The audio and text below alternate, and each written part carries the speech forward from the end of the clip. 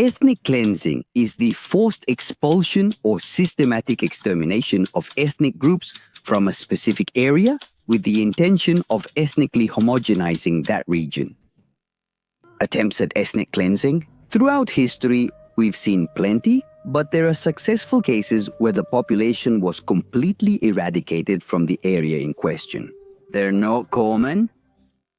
A practical example would be what's happening right now in Palestine.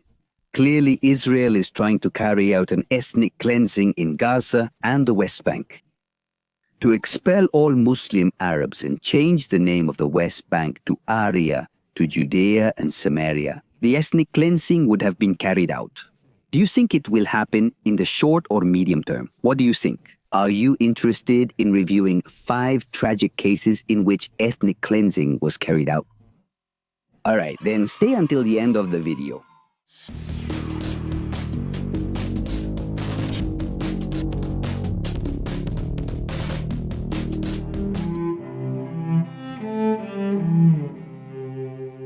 The Armenia we know today is nothing more than a vestige of what was once Greater Armenia, a territory where Armenians have lived for millennia, since before the distant wars between Romans and Parthians.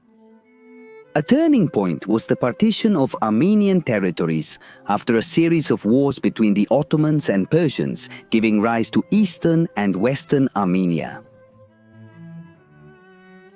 We are concerned with the second one, which for centuries remained under Ottoman rule, who divided it into various vilayets or provinces such as Erzurum, Van, Bitlis, or Sivas.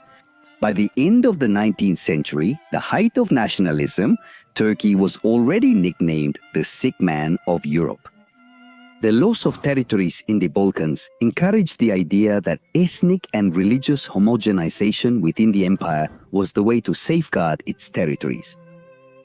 The Armenians, inherently Christian, were a significant and well-organized minority. Many were educated, merchants, and intellectuals, which is why they were perceived as a threat to the Ottoman Empire. This is how a gradual process of eliminating the Armenians began. It all began with the Hamidian massacres, where between 100,000 and 300,000 Armenians were killed. In the Adana massacre of 1909, about 30,000 more. But the straw that broke the camel's back was the Armenian Genocide of 1915, where at least 1 million Armenians were killed or deported to the Syrian desert. In addition, thousands of Armenian churches, monasteries, and cemeteries were destroyed or converted into mosques. So it was not limited to a physical genocide, but also a cultural one. Today, Armenia no longer officially claims these territories, but there is a symbolic claim that demands reparations from Turkey for the crimes of the past. Through groups like the National Assembly of Western Armenia,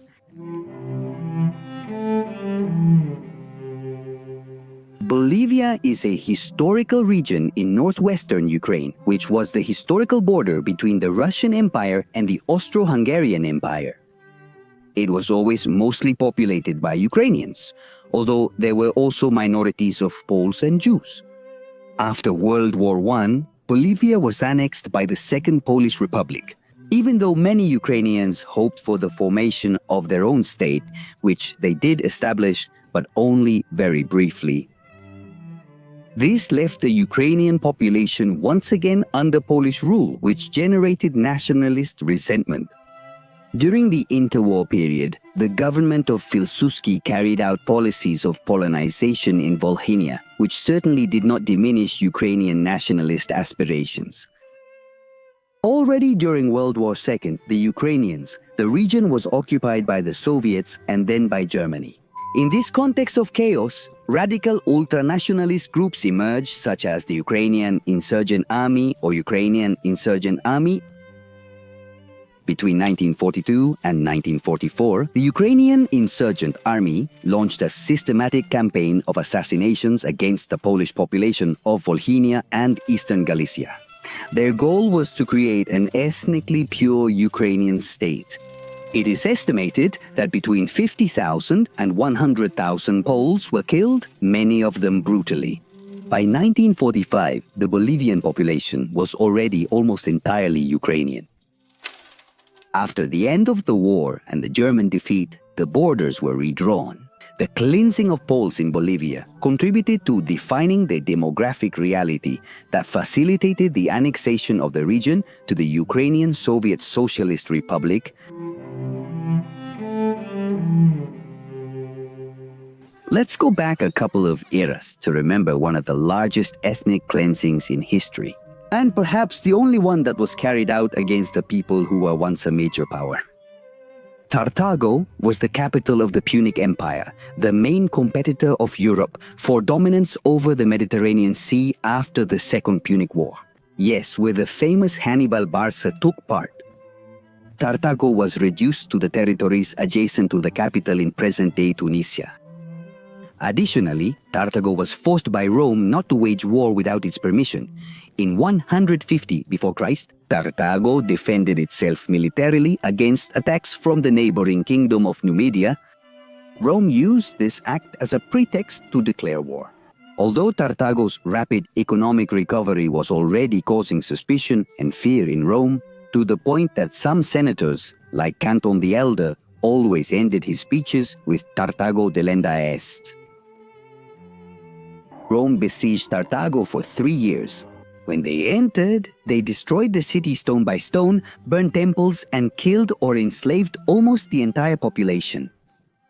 Carthago then disappeared from the map as a political entity and as a civilization, probably the largest ethnic cleansing in history. Taking into consideration the great legacy left to us by the Punic civilization, including our alphabet. The Nazi defeat was not only a catastrophe for the Germans who live in Germany today, but also for all those who were in the former Eastern territories. During the Soviet counteroffensive, the case of the evacuation of East Prussia stands out, in which ethnic Germans who could not escape suffered brutal violence, including murders and expulsions, from what was once the core of Old Prussia, centered in Königsberg, now renamed Kaliningrad. After the end of the war, the Germans were the outcasts of Europe. Between 1945 and 1950, there was a series of expulsions of Germans from the territories ceded to the Allies. The governments of countries like Czechoslovakia, Hungary, and Poland, under Soviet backing, carried out policies of ethnic expulsions that included forced marches, confiscation of property, internment in camps, murders, and systematic assaults. They say revenge is always sweet. Between 12 and 14 million Germans were displaced during this period. It is estimated that between 500,000 and 2 million died during the expulsions due to cold, hunger, or armed attacks by local populations. These expulsions radically changed the ethnic map of Central and Eastern Europe, eliminating German populations that had been settled there for centuries.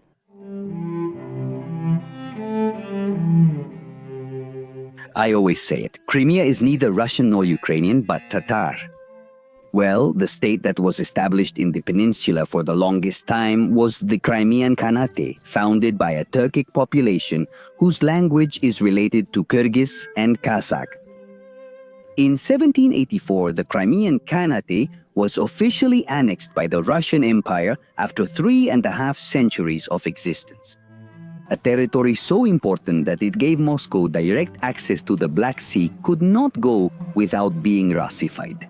Let's fast forward to World War II in May. 1944, the Soviets recaptured Crimea from the Nazis during their successful counteroffensive. Stalin collectively accused the Tatars of having collaborated with the German occupiers, even though many of them had fought in the Red Army. As retaliation and a political pretext, the Soviet regime ordered the mass deportation of the entire Tatar population from Crimea. In just 3 days, nearly 200,000 Tatars were deported in cattle trains to Central Asia. The journey was brutal. Thousands died from hunger, cold, suffocation, or disease. Upon reaching their destination, many lived in poverty. It is estimated that at least 25% of the deportees died during the first year in exile. Upon returning to Crimea, Tatar homes, mosques, and cemeteries were confiscated or destroyed. Until the 1980s, surviving Tatars were forbidden to return to Crimea. By that time, most of Crimea had been repopulated with Slavic Russians, radically changing its demographics. For this reason, the Tatars themselves are a tiny minority on the peninsula and play no significant role in the dispute over Crimea between Russia and Ukraine. What do you think? The ethnic cleansings, they remind us that for some, it's not enough to win a war or control a territory, but the true victory is to eliminate the other forever. These violent testimonies are not just history, but are still being experienced in our days. The secret is not to normalize forgetting, so share this video to remember and see how history repeats itself before our eyes. What other case of successful ethnic cleansing do you know about? Don't forget to leave your comment and subscribe to the channel. Also, I'm leaving my social media links in the description. And in case you want to watch the new videos at the premiere and have more interaction with me, donations via Patreon, una manito net, or memberships are appreciated. See you next time.